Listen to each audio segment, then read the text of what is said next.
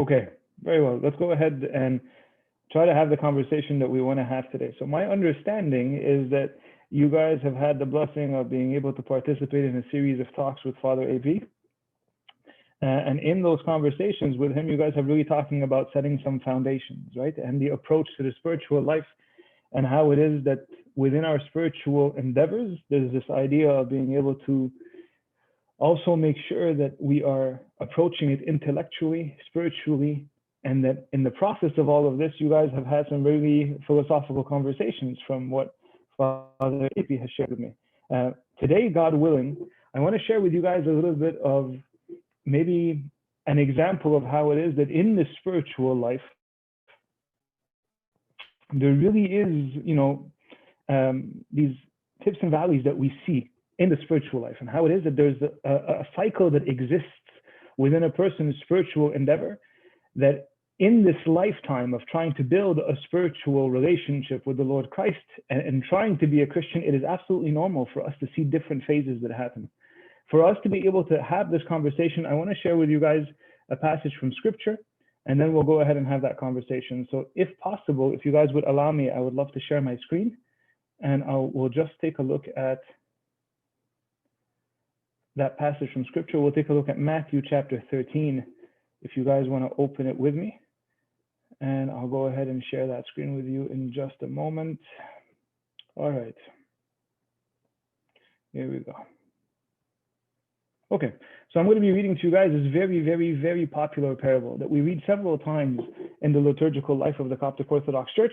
We say this parable quite often when we are referring to how the Lord taught us that there's a variety of different people that exist in the world.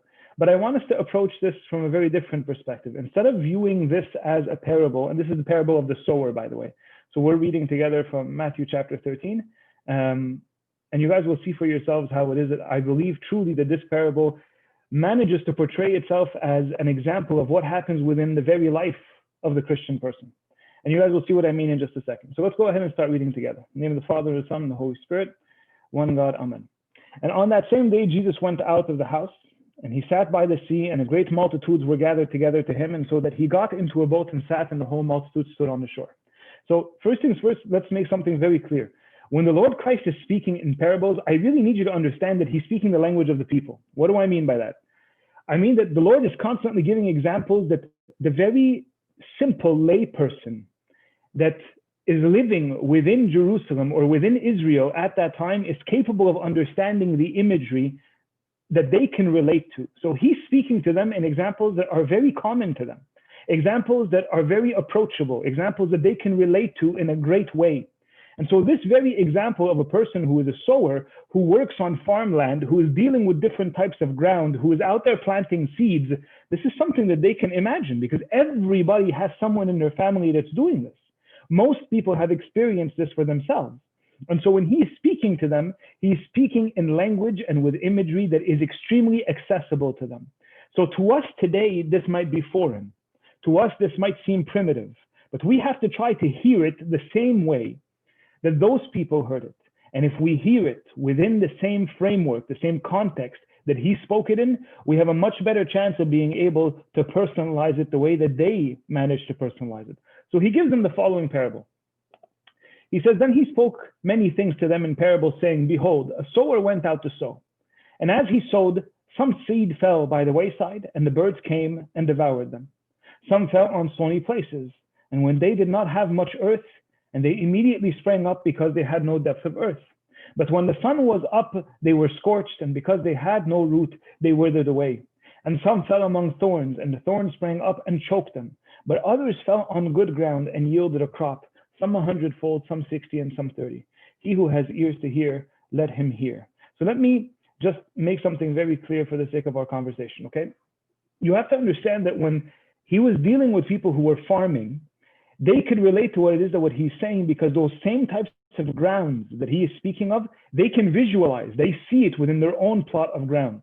So I want you to imagine that you were a person who inherited a piece of ground that you yourself were going to now cultivate. Typically what the farmer would do at the time of Christ is that they would go through the ground and they would cultivate it. In the process of cultivating it, they're churning the ground, they're turning it upside down, and they're removing from within the ground several different things. And when you are creating the best possible area to plant your seeds in, you encounter all of these different realities. So let me give you an example of what I'm trying to say. You start digging up the ground because when you churn the ground, what ends up happening is that you are picking out the big stones that are in there, the rocks. So what do you do with all of these stones that you pick out? You take them and you throw them in one very specific corner of your land. You don't keep them there, or else you won't be able to get as much depth in the roots. And as you're doing that, you're also removing the thorns that are on top. So you take the thorns, but you don't burn them. What do you do with them? You create a perimeter around your ground with it. And so now you're strategically placing those thorns in an area so the animals don't come in and eat. But while you're doing this, whether you like it or not, you're creating these pathways as you're walking up and down in the ground, bringing the stones, putting the thorns in specific areas. That walkway that you're stepping on, as you're stepping on it, you're compacting the ground underneath you. And as you're compacting the ground, it gets harder and harder and harder to the point where it almost becomes asphalt-like. It's impenetrable because of how much you've compacted it from walking up and down from it. So now we have this piece of ground that has 4 different areas that are there on purpose. You have the corner where all the stones are. You have the perimeter that has all the thorns that you've strategically placed. You have the pathways that you've created to be able to access every corner of the land. And then you also have those patches of ground that you've left open, that you've cultivated, and it has good ground. So when a sower goes out to throw seeds, the sower grabs a handful of seeds. And if you've ever seen seeds, you'll know for yourself they're extremely small. Like, you're not planting them one by one. You grab a handful of them and you throw. And as you throw the seeds, you're trying to get every inch of the land. And when you throw it, you're not trying to cultivate it 1 small square foot at a time. No, you throw in abundance, and where it lands, it lands. So as the sower is out there and he's throwing this, some of the seeds are going to land in the area where there are stones. Some of the seed is going to land where there's thorns. Some of the seed is going to land exactly where we want them to, in the good ground. And some of the seeds are also going to fall on the pathway that has now become super hard because of how often we have walked up and down on it. So now we have this image of what it is that the people who heard it would have imagined for themselves. What's the purpose of speaking about this today specifically? I don't want us to read this parable as if somehow this represented different types of people. I actually want to encourage you to realize that these are phases and cycles that exist within every human person's life. There are periods where that hard ground that we speak of is the phase that I'm going through. There are other times where I really am the good ground and I'm ready to receive. There are some other times where there are thorns that are very clearly present in my life, in my heart, that are choking out whatever is trying or attempting to grow. And there are other times where, unfortunately, I'm that hard in the ground that is incapable of receiving anything at all. Those ups and downs that we live in the spiritual life is actually a very common thing. We have a very false expectation to think that at some point, when I have reached a certain level of spiritual maturity, I just put myself in cruise control and then I move forward and then there's no looking back. That's not true. Your spiritual life will always be one where there is temptation, where there is struggle, where there is a constant need to renew yourself. Those ups and downs will happen and new levels of maturity will happen. Before we actually elaborate a little bit more, let's actually see the Lord's interpretation of the very parable that he gives so we can have a better understanding of what it is that he's trying to tell the people. So we read the parable for what it was, but let's take the words of Christ as example. So we continue reading, and in verse 7 it says, "And the disciples came and said to him, 'Why do you speak to them in parables?' And then he explains why he does this. And then he says, he answered and said to them, 'Because it has been given to you to know the mysteries of the kingdom of heaven, but to them it has not been given. For whoever has, to him more will be given, and he will have in abundance. But whoever does not have, even what he has will be taken away from him. Therefore I speak to them in parables, because seeing they do not see, and hearing they do not hear.'" And then he starts to explain why it is that he speaks to them in these parables, how it is that he's giving them this imagery for them to be able to grasp. You understand it easily because you have access to me, whereas I need to present it to them in a way that's easy for them to receive. And then he goes on and explains the parable. And so he tells his disciples the explanation. He says, "Therefore hear the parable of the sower. When anyone hears the word of the kingdom and does not understand it, Then the wicked one comes and snatches away what has been sown in his heart. This is he who has received the seed by the wayside. Again, the wayside, like we said, is that area that has been trampled down on, the one that we've walked on so many times that we've created a pathway. You ever see that in like a trail in the forest? So many people have gone up and down that trail that it almost carves out an area that's so flattened down that it looks like it was actually dug out. Well, that's exactly the wayside that he's referring to. He says, anyone who hears the word of the kingdom and does not understand it, then the wicked one comes and snatches away that was sown in his heart. This is he who has received by the wayside. Because the example is, because the ground is so hardened, the seed doesn't actually penetrate. It stays at the surface. It bounces off of the ground. And so because of this, any bird that is flying through the air, and you'll always notice that when the Lord is speaking of spirits and demons, he's always speaking of them as if they were in the air. That's typically one of the depictions that the church gives us, that they are spirits that are airborne. And so they come in, and what do? They snatch out that seed. So I want you to think about this for a second. Within your own spiritual life, you're going to be living an experience sometimes where you really do go through this period where you're just cold, this period where you're really trying, but nothing is penetrating. You know, typically you attend tasbihah and you absolutely love it, but today you're not feeling it at all. It's doing nothing for you. You actually really just want to go home. There's times where you know that in prayer, you really you're on fire and you're so zealous and you absolutely love it. And there are times when you're like, I feel like I'm speaking to myself. This is a waste of time. There are periods that will happen where those things that typically ignite a fire within you, there's nothing that's happening. And that is a very normal process of within the cycles of the spiritual life. It is one of the many ways that we are tempted. The idea is not to sit there and say, I must have done something wrong. I guess there's no point in this, and walking away from it. There's other people who react to this by falling into despair and thinking there must be something wrong with me. There's no hope for me. If all of these years I've been good, and now, even now, after all these years, I've messed up, and look at me now, I can feel nothing. I can hear nothing. I feel like I'm completely lost connection with God. If you give in to that despair, then you're missing out. You're missing out because after every single one of those valleys, there comes a lift in the spiritual life. And so the Lord continues to explain it how it is that, yes, there are periods of time within our own spiritual life where we will feel like we have been flattened down, like the heart has been hardened. And I have to tell you, this even exists for me. And please take this as me sharing some of the things that I will experience even as a priest, for you to understand that this really is a cycle that all of us face. Even within the priesthood, there are moments where you just feel like everything is so heavy, everything is so difficult, where prayer has become burdensome, where, you know, I used to really enjoy tasbihah, and now I'm just like, I just want to go home. There's no confessions lined up. This is just, I just want to go home. I don't feel like being here. And those are all moments that I have to even remind myself, and through the counseling of my spiritual father, and through the prayers of those who love me and pray for me, that I'm capable of telling myself, let the night end so there can be daytime tomorrow. But to sit there and dwell in that darkness and say, there must be something wrong with me, there's no hope for me, then I benefited nothing. There will be periods where that will happen to every single one of us. And those cycles, let them happen. To the point that, so much so, that there are periods even within the spiritual life that the church will call the dark night of the soul. The dark night of the soul happens to actually be a categorization of a specific event that can happen in the life of the spiritual person where they feel completely detached from God. They go through this dark night.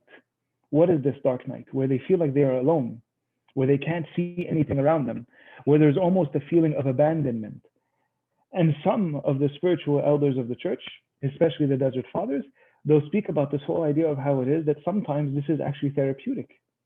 It's therapeutic, and the Lord allows it so that we can grow in our maturity.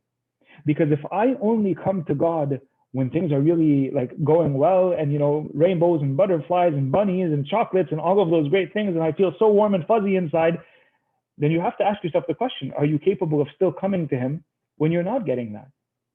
When you're not getting that. I want you to think about any other relationship that you might have in your life. Imagine if your husband told you, I have no problem loving you and enjoy being in your presence, and I'll buy you all the gifts in the world, and I'll be there by your side in every moment, as long as you make me feel a certain way. But the day that you don't make me feel a certain way about myself, I'm out.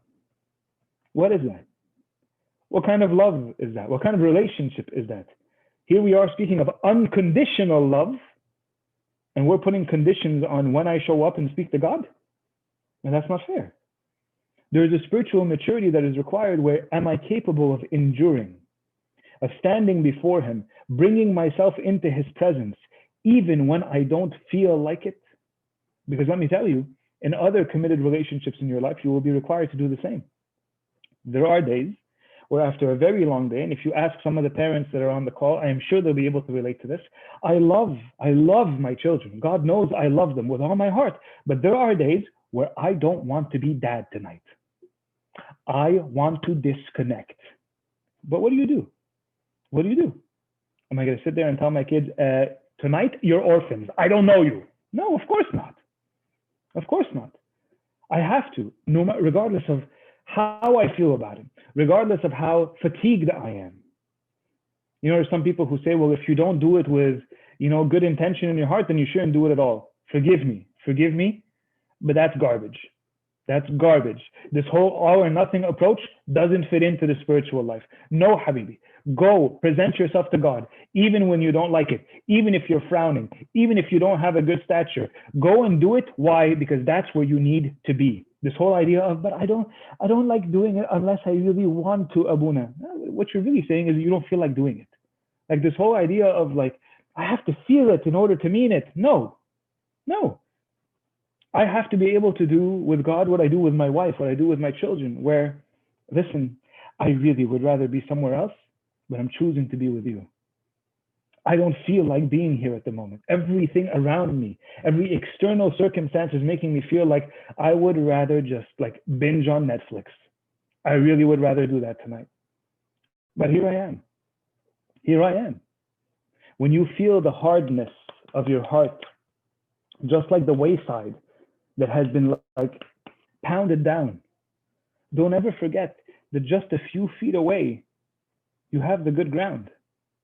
They're both attached to each other. They're cycles, and it will happen, but do not get overwhelmed by it. The Lord continues and He explains the next plot of ground.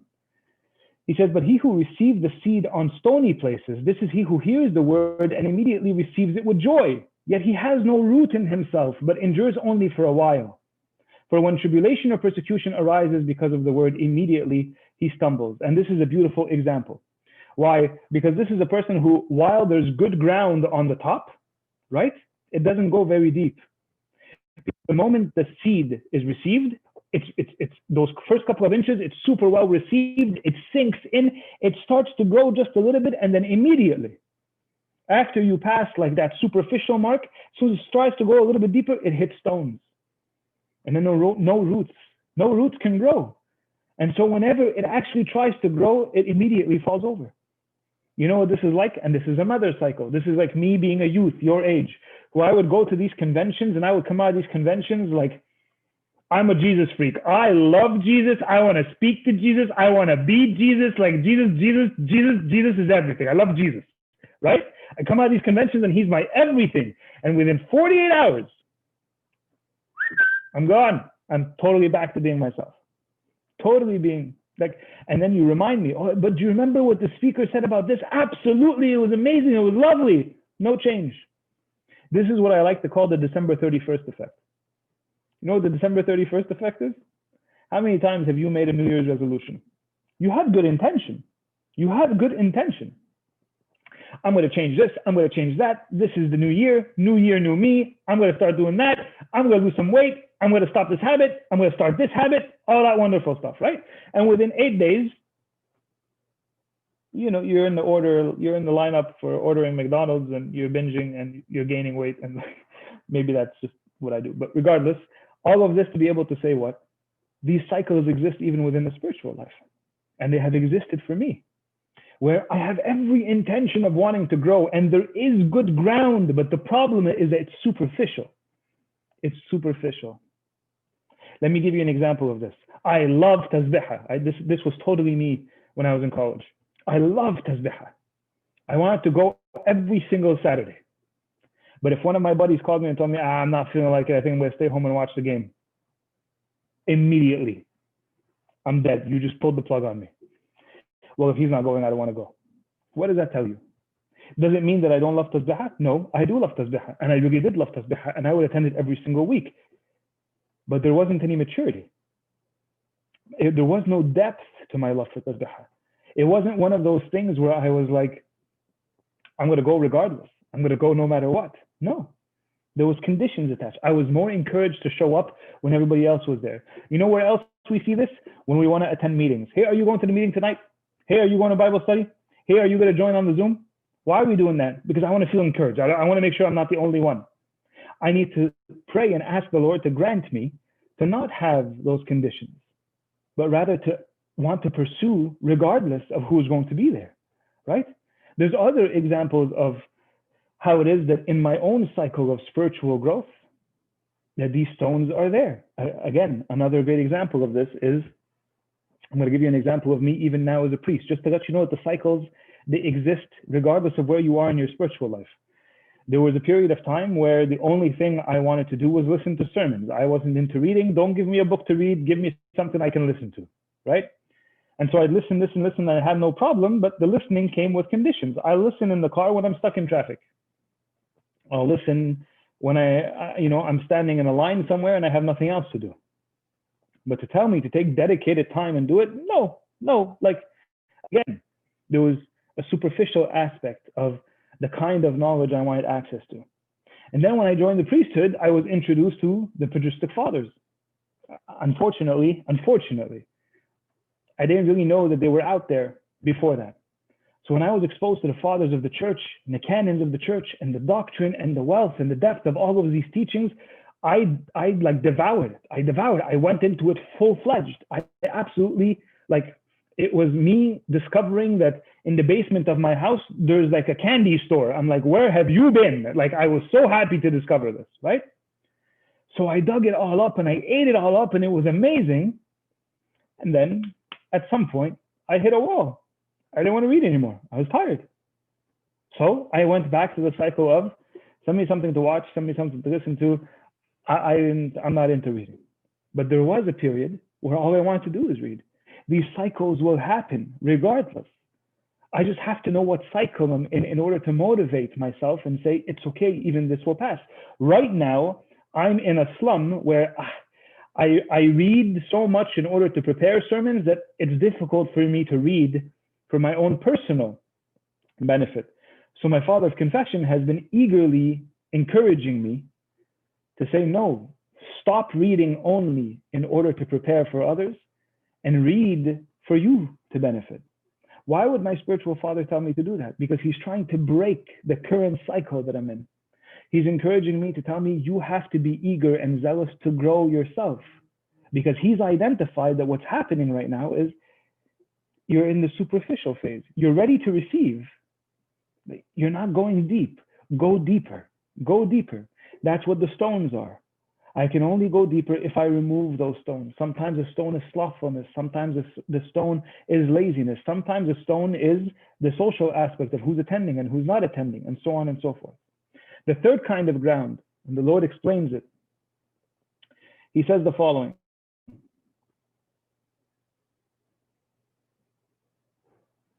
Verse 22.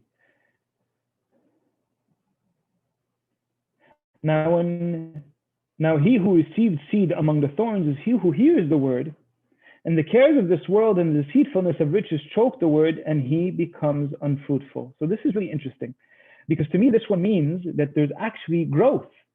There's depth. So the seed is received, it's good ground, it starts to grow, and there's roots. But the moment the fruit starts to show, there's something external that chokes it out. So notice how the stones were internal, they're underneath the ground. The thorns are something that are external, something that is superficial. How will people perceive me? What will people look at? How will people look at me? What will they say after I declare my faith? What will happen if I express my opinion? But what if it's going to rub this person the wrong way? What if I don't want to offend my friend or my brother or my servant or whoever it may be, right? And obviously, as I'm saying this, I'm sure you're realizing that there's a lot of those external factors. Let me give you an example. Immediately after I became a priest, it was a little bit of an awkward situation because I took 2 weeks of vacation, not knowing if I was ever going to come back. And I really hadn't told anybody at work that this might happen because, typically when you are ordained into the priesthood, you're told nothing is final until you actually receive the laying on of hands, because the Holy Spirit might intervene in the very last second and you might not get ordained. And I actually know a priest who went all the way down to Egypt, who's holding his galabeya in his hand. He stood in front of Pope Shenouda, and Pope Shenouda said, "No ordinations today." He went back home. He went back home. He begged for his job back. He got the job. Thank God his job was willing to take him back immediately after he had resigned and told him, "I'm going to go become a priest." He got his job back. He worked in that field for 8 years and then got ordained again, because God's will was not now. So when you hear these kind of stories and you know the people who have undergone them, you realize that there's a wisdom into that counsel. So what did I do? I took 2 weeks off and I said, I'll see you guys in 2 weeks, because I didn't know if I was going to come back or not. Lo and behold, I got ordained, and then obviously I had to quit. So a lot of people at work were like, "Oh, what just happened?" So after the 40 days, I come back and I'm visiting Montreal. So I really want to go say bye to all of those people that I worked with and I cared about and who knew me. But now I look a little bit different. I have a 40-day-old beard. I am wearing a black robe, a big cross, and I am not dressed in the way that they are typically used to seeing me, right? So I remember saying, maybe just for this one visit, let me remove my cassock, let me remove my galabeya. And Steve will know this very well. I used to work at the Old Port in the big, the big black building that's right in front of Notre Dame Cathedral where Celine Dion got married. So I'm like smack in the middle of like traffic of the Old Port, right? So I'm thinking I'm gonna walk into this big business like high-rise building, and I'm gonna get on an elevator, and I'm dressed like this, and I'm sure security is gonna stop me, right? And I'm going to the 27th floor where the VP is. So it's like, I'm not really sure how they're gonna react or they're even gonna remember me. So let me take off my galabeya just for today. Just today, I'll just show up. I can justify the beard. Yeah, I'll just that one day. So I remember telling a good friend who's a fellow priest, like, I'm thinking of doing this. So he looks at me and smiles, and he goes, "If we're going to begin our ministry by allowing external things to immediately dictate who we are in Christ as priests, and Lord have mercy." He said, "Lord have mercy," and it was very clear to me that here I am being affected by an external thing that I'm worried about. And I'm supposedly a mature person who is now ordained into the priesthood. And I was serious. I was thinking of, just for this one visit, I'm going to take it off, right? I'm not actually trying to tell you guys any opinion on whether or not a priest should remove his galabeya. That's really not the topic of conversation. What I'm trying to show you is that cycle of thinking, of those external things that weigh us down, exists even within our spiritual life. It will happen. In the end, I ended up going with the cassock. I got some dirty looks, but it was awesome. I wasn't stopped by security. The people who I loved me back. The people who didn't like me so much didn't like me that much more. And it's all good. It passed. But all of this to say what? If I do encounter a reality where things can grow, where the ground is so good that there is roots, but I'm letting external factors affect me, then I need to know that even this will pass, but I need to identify it as thorns. The problem is not so much experiencing these different cycles in our spiritual life. The problem is if you don't identify it and you think that it's the norm. It's not the norm. The norm is what we're going to speak about in the last example, where the Lord speaks of the good ground, where he says the following: "But he who received seed on the good ground is he who hears the word and understands it, who indeed bears fruit and produces, some as 100-fold, some 60, and some 30. Obviously, this is the cycle where in the spiritual life, we're so encouraged. We're so encouraged, and we want more, we read more, we attend more, we're like gobbling it all up, right? And it will happen. It will happen where in the beginning, you're just really encouraged to be a servant, right? And so you ask about your kids that you're serving and like you want to participate in church. There's other times where you absolutely love the youth meetings. I just want to go attend as many meetings as possible. And then another time where you're encouraged and you hear about, oh, Father so-and-so has a good series on this, and you go listen to like 20 sermons back to back. There's times where you're introduced to like one specific topic and you're like, I want to research everything about it. And there's other times where you basically flatline. You flatline. And that will happen. Those ups and downs will happen in the spiritual life. It is okay for us to experience them. It is not okay for us to act as if any one of those dips is somehow an indication of there's no room for growth. I want to encourage you guys to realize that everything that Father Anthony Paul has been discussing with you guys thus far, all these conversations about setting the foundation for your faith, there's not one spiritual journey that looks like another's. Everyone will experience things differently. It's not fair for us to sit down and compare our spiritual experiences. It's enough for you to hear that there's priests and servants who are around you who have lived the same struggles as you and who are still living them. This is why it's important to keep repeating, even I have a spiritual father. Even I have a person that I am obedient to. There's a person that I confess to because I don't trust myself. I need to make sure that there is someone there who's holding me accountable. And I urge you to do the same. If all of us are discipled in the church, then every single one of our experiences can be brought before God. And that experience can lead me to him, regardless of where you are in that slope. If you're experiencing a high, glory to God. If you are living through a downer, it's okay. Let it happen and then recognize it for what it is and begin fighting your way back up. All of those things will happen. What's most important is that you keep your eyes on Christ. What's most important is that you recognize right now there's thorns. What are they? And how do I prevent them from choking the fruit? Right now there are stones and they're not allowing things to grow within me. How do I dig them up? Right now I have been completely compacted like the wayside. What do I do to soften my heart? And if right now I'm experiencing a period where I am that good ground that I am receiving, then glory to God, give thanks to God and tell him, Lord, let this be the norm. But it's okay for us to go through those cycles. Don't think for an instant that within the spiritual life, it's supposed to be cruise control and then everything goes smoothly. No, even the saints are tempted. Even the saints would mess up. Even the saints required to constantly repent and to renew themselves and to go to the mysteries and to confess for the sake of making sure that they remain on the path to holiness. I think I wanted to share with you guys that message today for the sake of making sure that you realize that the spiritual life is dynamic. Spiritual life is something that is very much alive. It's not meant to be stagnant. You're not expected to simply like plateau and then nothing happens. No, you are definitely expected to keep growing. You go from glory to glory, glory to glory. And regardless of how many times we fall or mess up, it is encouraging for us to know that there is always a chance for us to rise yet again to stand before the Lord and to allow him to bring us back to that place or to that state where we become the good ground all over again. To God be all glory now and forever, and unto the ages of all ages. Amen.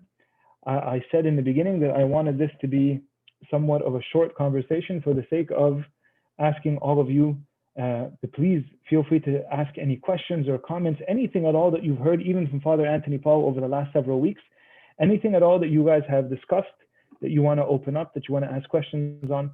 Let's seize that opportunity while we have time with each other.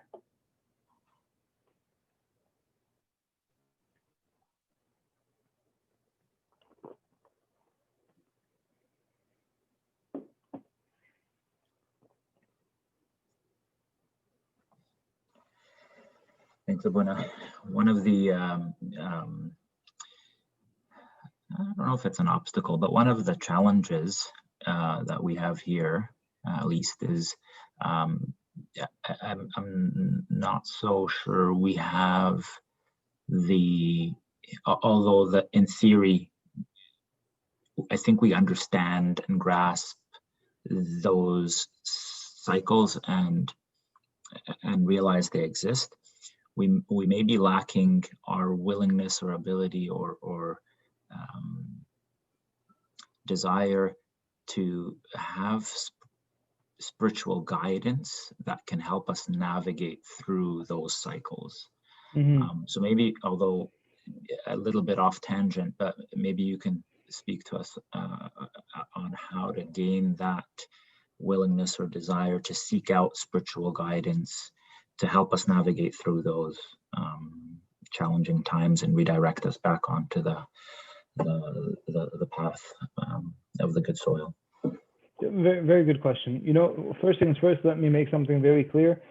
The Orthodox Church does not believe in, these self-help motivational books that exist out there. This whole idea of read a good book and then uh, within 40 days you will be completely transformed, or 7 secrets to becoming a more efficient or successful person or whatever.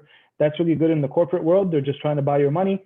And at the end of the day, we really don't believe in that. What we believe is in discipleship. So what does that mean? It means that you have to identify a person that you are willing to say yes to, a person that you are willing to entrust with so much faith that you are going to allow them to be a big influence on you. Now, while I am 100% sure that you are surrounded by very beautiful spiritual giants of priests in Western Canada, what I want to tell you is that it doesn't have to be a local priest. You can identify a person that you want to be your spiritual guide. Me growing up, just to give you an idea, I had my father of confession, but the two people who had the most influence on me at the level of spiritual counseling, not confession. Confession was always my father of confession. But for spiritual guidance, they were two lay people, two people who served me growing up. I looked up to my servants and I would go to them for spiritual counseling. So you have access to servants. You have people who have walked the path with Christ, who are still walking that path, who are still trying to figure it out on their own, but they can inspire you, they can guide you. And when they don't know, they will tell you, speak to your father of confession. And if you don't have a father of confession, what are you waiting for? We live in the age of, being able to connect at any time. This last 7 to 8 months, the amount of people that have confessed over the phone, who have confessed video chat or FaceTime, all of that is possible because of the current situation that we're in. Our bishop told us it's not ideal, but we're in difficult times right now. And so because we're living in difficult times, we have no choice but to make ourselves accessible to the people in a variety of different ways. So I urge you, please, don't wait. Don't wait. The most practical thing you can do is ask yourself the question, when was the last time I confessed? And when was the last time I sought spiritual counsel? And if it has been longer than 3 months, stop everything you're doing and book an appointment with someone. You have to. You have to. You have access now, in the Vancouver area. I know that you guys now have access to Father Anthony Paul. I know you have other fathers that have been serving you faithfully. You have access to your entire diocese that you can reach out to any of the fathers who have time. And you have these servants who love you so much that they're willing to call priests across the globe and give you access to so many people. And go to them, speak, let it out, but definitely don't sit at home and say, well, I'll guide myself. I know what they're going to tell me, so I'll just apply it to myself. Let me just ask you one simple question. How has that been working for you? How has the self-coaching stuff been working for you? It's been great, right? Wonderful? Don't do that. Don't do that. Let's not lie to ourselves. What we're really saying is, I don't want to expose myself. You're already exposed. You know this. You know this. So let's not beat around the bush. Let's recognize what has to be done. And let's get it done. Please, tonight, I urge you, ask yourself those two questions. When was the last time I confessed? When was the last time I sought spiritual counseling? If it has been longer than 90 days, do not go to bed tonight unless you reached out to someone. Do not go to bed tonight unless you've reached out to someone. If you are hearing these words, this applies to you.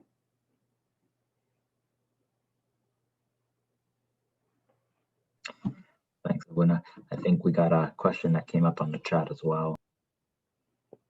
Okay, let me look it up.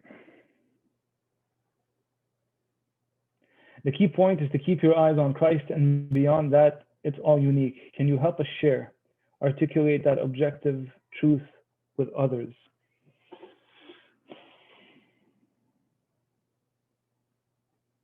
So it's interesting because objective truth is something that I know that Father Anthony Paul loves to speak about.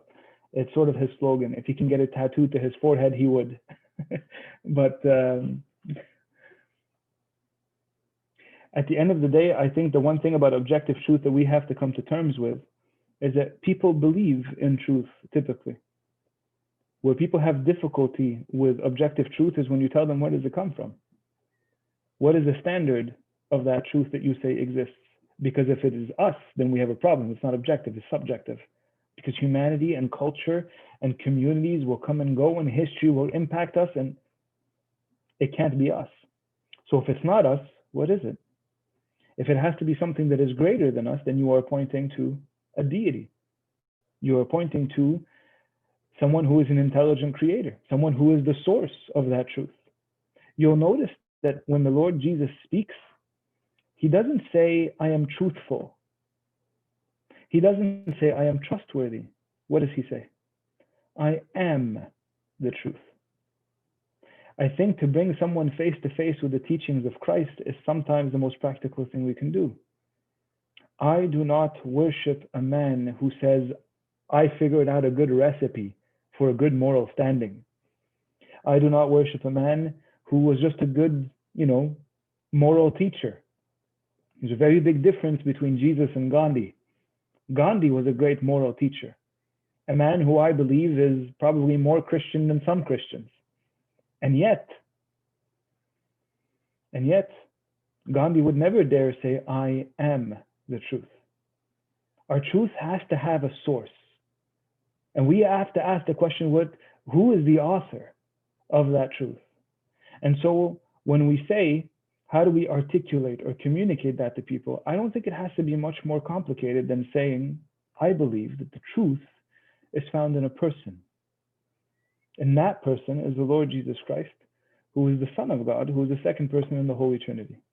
You might tell me that's going to go right over their heads. Let it go over their heads, but let them hear the words. Is that not what you believe? Why are we so worried about saying it? I believe that the truth is a person, not something that a community or a society or a specific democracy has articulated. I don't care what the world has to say. What I care is what is actually the truth. And if the truth has an author, has a source, then it is worth investigating.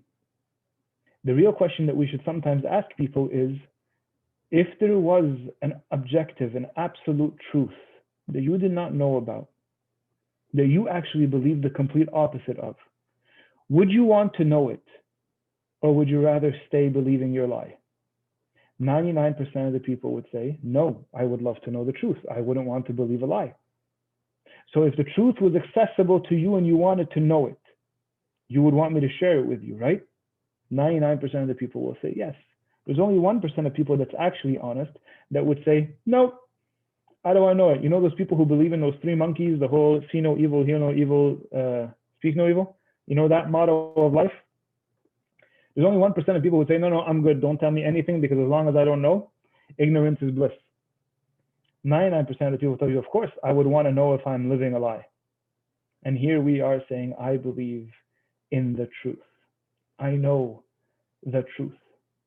So the articulation of it might be difficult because we're sensitive, but the content itself is very accessible to people, very accessible.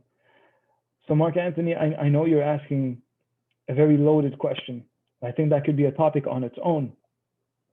I just wanted to highlight in the answer that I gave that I think we do have the means to be able to articulate it. I just think that sometimes we shy away from it because we're afraid of how it's going to be received. Let's not allow fear to mute us. Let's not allow fear to filter us and to prevent us from being able to speak the truth in love. Olivia is asking, can you talk a little bit about prayer rules, their importance, and how to develop them? Absolutely. Very good question. Thank you for asking that question, Olivia. A prayer rule is like an exercise plan, right? You ever see somebody go to the gym and they have no idea what they're doing? They're always my favorite people. Steve, we have someone among us. Steve, we're not talking about you, Habibi, but if you do see yourself in that, right? But I definitely was one of those guys. When I was younger, I went to the gym and I just how hard could it be? You just go to the gym and you lift weights, right? And then you see all these machines you never knew existed, and they're supposed to help muscles that you didn't know exist. And you're supposed to do these exercises that are painful. Why would I do this? And there's these people who they always stick to the basics. I'm gonna do some bench press. I'm gonna warm up on the treadmill. I'm gonna do that tricep thingy.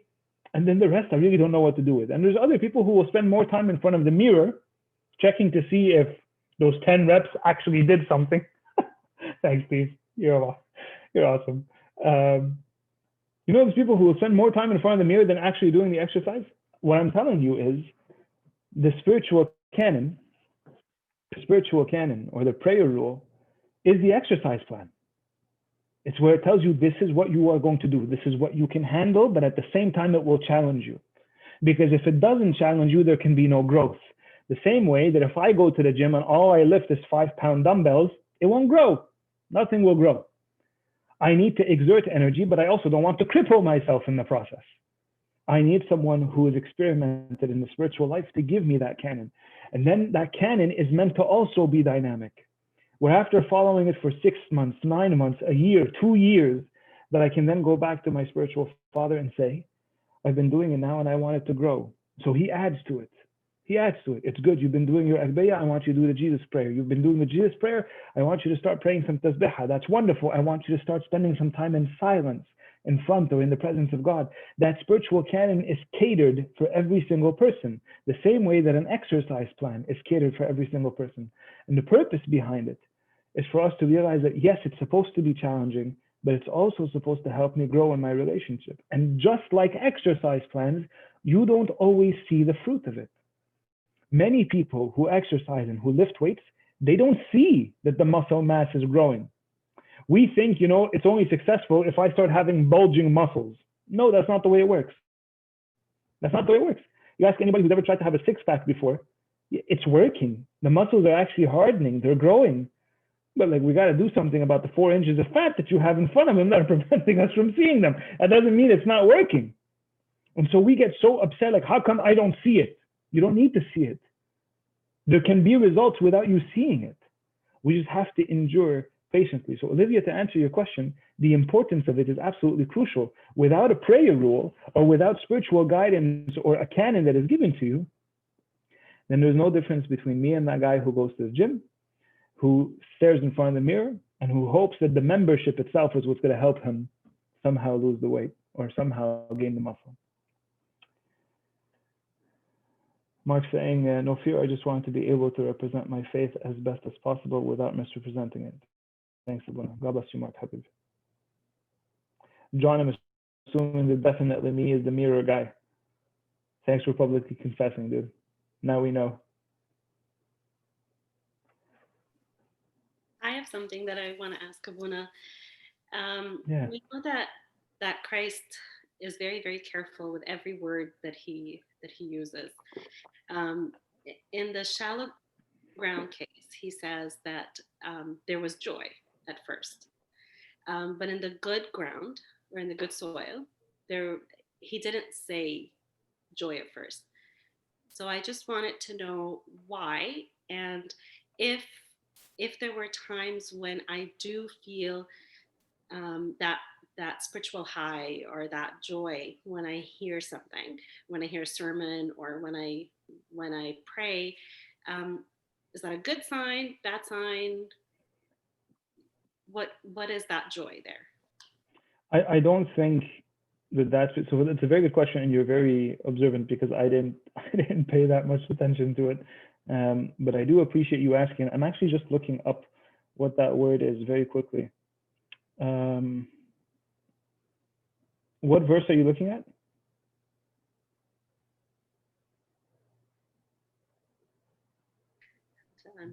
Have to unmute. I'm not looking at it now. I was thinking of it when we were reading.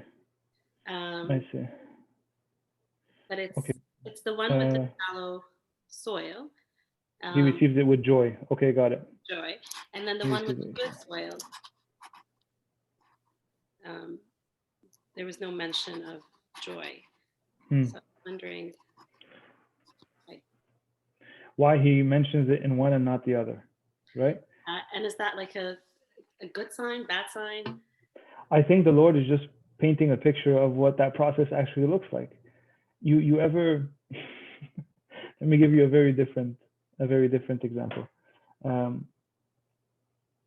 You ever look at a dessert on a dessert menu and the picture looks absolutely incredible, and you're like, you know what, that justifies the $9.95 that I'm going to pay for this slice of cake. Just look at that. Look how beautiful it is. And then they serve it to you and it looks incredible. And then you taste it and you're so underwhelmed. As that, forgive me for all my examples are about food for a reason, right? But the reason I'm giving this example is that there's this initial reaction of like, my expectations are so high, but unfortunately it's underwhelming, right? I think that's what happens for most people who have not taken the time to remove those stones, those things internally that don't allow for growth. They're easily excitable, they're easily excited, they're easily encouraged, but it fades away so easily, right? I think the Lord is painting a picture to be able to tell us, don't be that person. Don't be that person who's easily excited, but you don't hold on to it. That person who, you have the zeal in the beginning. Yeah, let's do this. And then, within seconds, you're on your phone, you're checking something else, you're completely disconnected. There's obstacles in the way. Deal with the obstacles for you to be able to hold on to joy. Rather just let it be something that is fleeting, something that is very superficial. That makes sense, Abuna, because sometimes we feel like we hear something and right away we want to talk about it, or we want to share it, and we want to write a whole sermon about it. But I feel like sometimes we have to let it settle, and we have to work on it for our benefit, like you said, not to be really, really excited and joyful in a shallow way. Absolutely. Yeah. Thank you. Yeah.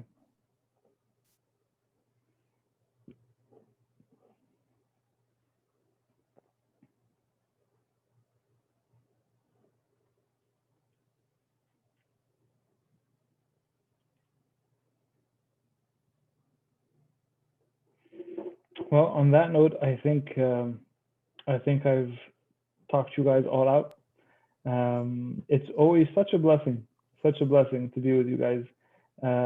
Nancy, obviously this is not the first time that you and I speak, so I appreciate you guys allowing me to come take this blessing. Steve, you're like a dear brother to me. I have a very special love for you guys out west. God bless you guys. Thank you for allowing us or allowing me to take this blessing. Even if Father AP, you notice how I didn't speak there because we're recording, but you guys know what this is, right? Thank you guys for allowing me to take this blessing. Thank you, Abuna. It's so nice having you again. We love you so much, Abuna. Yes, come visit us, as Mark is saying. We'll see what happens. We'll see what happens. Thank you. Hopefully this pandemic lets out. All right, Habibi. God bless you guys. And please keep me in your prayers. Okay? Thank you. You as well. Thanks, Abuna. Bye, Habibi. Bye.